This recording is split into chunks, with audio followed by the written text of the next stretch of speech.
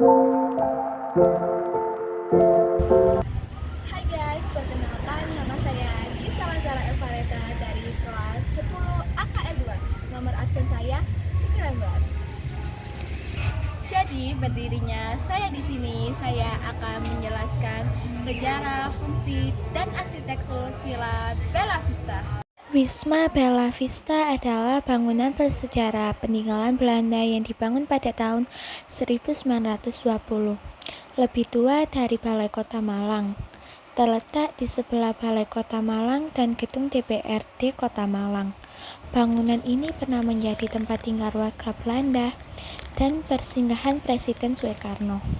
Awalnya Belanda merancang Bella Vista sebagai model untuk kompleks perumahan di jantung Malang dalam pembangunan tahap pertama Plan 1 tahun 1917.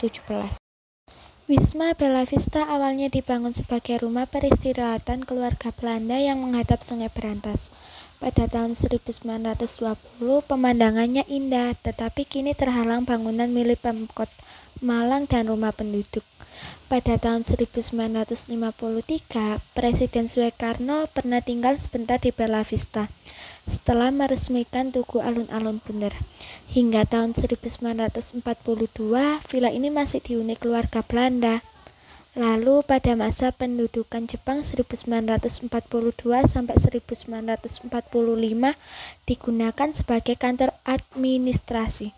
Setelah Jepang pergi, rumah ini diambil alih warga Indonesia.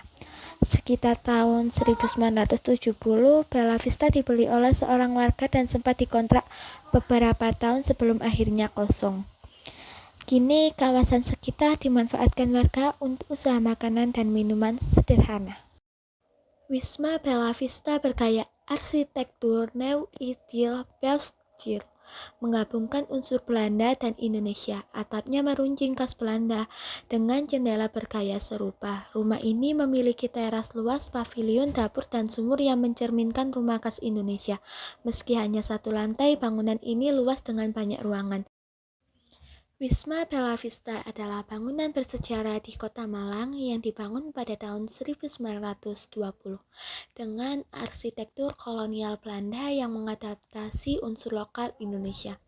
Awalnya berfungsi sebagai villa keluarga Belanda. Bangunan ini pernah menjadi tempat persinggahan Presiden Soekarno dan kantor administrasi pada masa pendudukan Jepang.